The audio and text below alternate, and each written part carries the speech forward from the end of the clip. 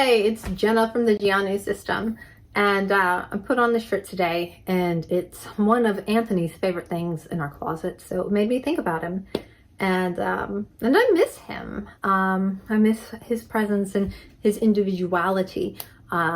He is fused with Elizabeth together as Beth Ann, and they're both there. I miss his individuality, but their fusion isn't like when Jen fused into me. We just made we're just a whole. The fusion with Anthony and Elizabeth is hard. Like, they're actively holding it together. And sometimes when they front, it's more Anthony, and sometimes it's more Elizabeth. And I was wondering about that. Like, as I was thinking about Anthony and missing him, I was like, why would they choose that? Because I know that they're actively choosing that and holding it together. And they've said they like being together better. They like existing that way. And I was like, well, it's hard. Like, why? And I think I may have stumbled upon it. And I don't know that I've talked about it much on my channel. I try to, I'm open with so much, so the things that I keep private, I'm like, So if I haven't mentioned it, because I don't remember, the type of altar that Anthony is considered a sexual altar. So within systems, altars fall along all kinds of lines. And for us, because we were in a place that was very conservative religiously, and we were a traumatized young individual, when we were told that it was not okay to feel any kind of sexual feeling, our brain knew a trick for that and just like cut it off. Like, whoop. Oh, we can't feel this? No problem. We won't feel this at all. That's fine. And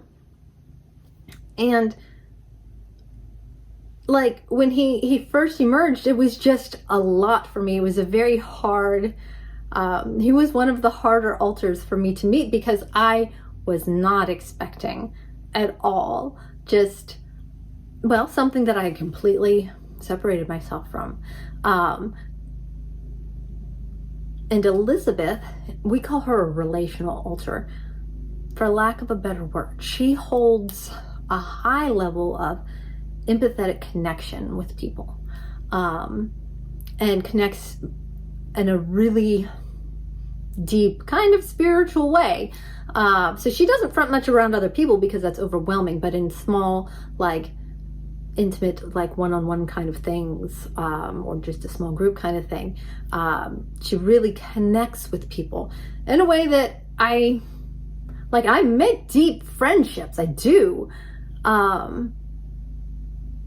But the way she connects with people, I guess in the moment, because I have a deep connection with people, but in that moment, like, it's just, this is all that exists, which with my ADHD brain, that never happens. There's always other stuff going on, but everything else shuts off when Elizabeth is out, and it's just this connection. And when I was thinking about why would they fuse, suddenly it was so obvious. And now it might be obvious to you, but like, stuff that happens as a system, it doesn't always make sense to us. It's not always like obvious to the person it's happening to. But of course, those two experiences would go together well.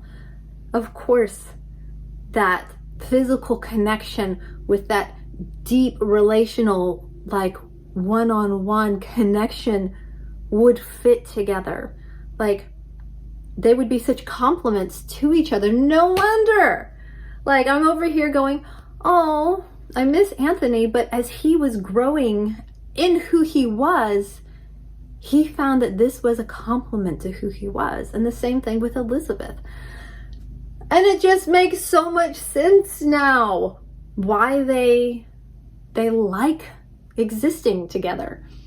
Because those traits are still very cohesively together when Beth Ann is out. Even if there's more Anthony or more Elizabeth in the mixture, like more in the front, both of those aspects, when Beth Ann is out, there's a very personal, sensual, connective person interacting. And I just thought that was a really cool, like, aha, I get it. And so now I'm not gonna have to, like, I guess, feel bad or miss as much, because now I understand this is, like, for them, a natural evolution of who and what they are. It just makes a lot of sense. So, yeah. And I think because this is like a whole cohesive subject, I've got another thing to say, update on JA. So I'm gonna just make a different video for it. So I'll catch you guys later. Bye.